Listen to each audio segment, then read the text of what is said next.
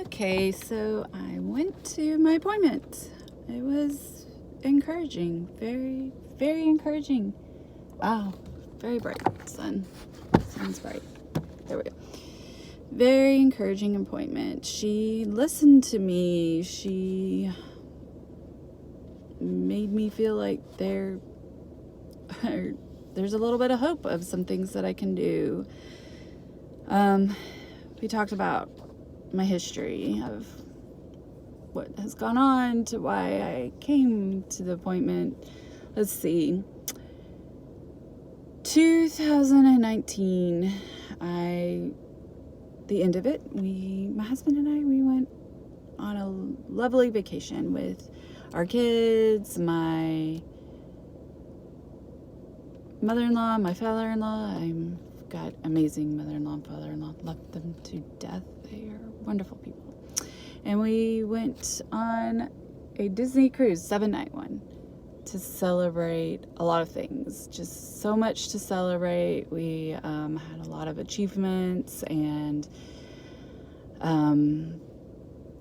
just so many things to be thankful for. And we just decided, we really haven't done too long of vacations before. We've done, maybe the longest is about 5 days or something. So we decided we need more. We want to go all out. And of course, like a lot of people do, I worked very hard to look my best, to feel my best for this vacation. I knew I wanted to dress up nicely. Normally I wear scrubs. That's it. Scrubs or pajamas. That's all. Or I got some real nice formal wear. It was fun. Lots of fun. So I got myself to a very good, healthy place for me. Healthy weight, healthy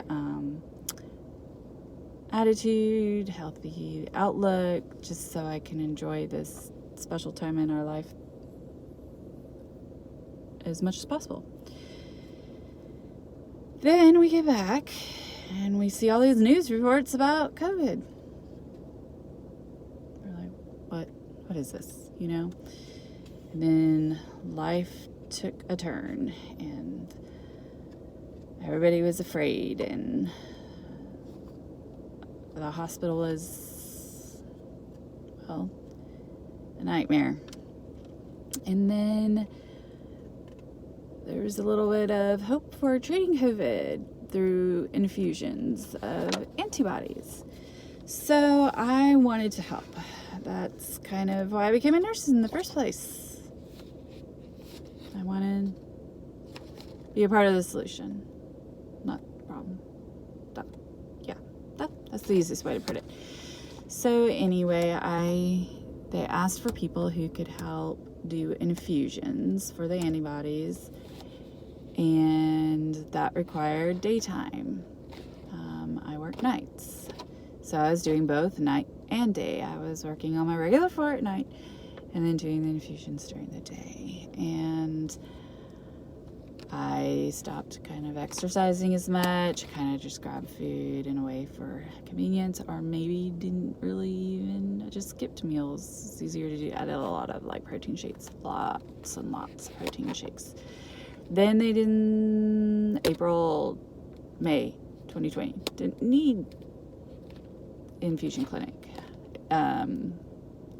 We moved it to a different place, and so we were staffing it differently. So I stopped doing that and just went back to my regular schedule, and we were like, hey, let's go out. We're gonna go do something fun. We're gonna go actually to Disney World again. So to Disney World.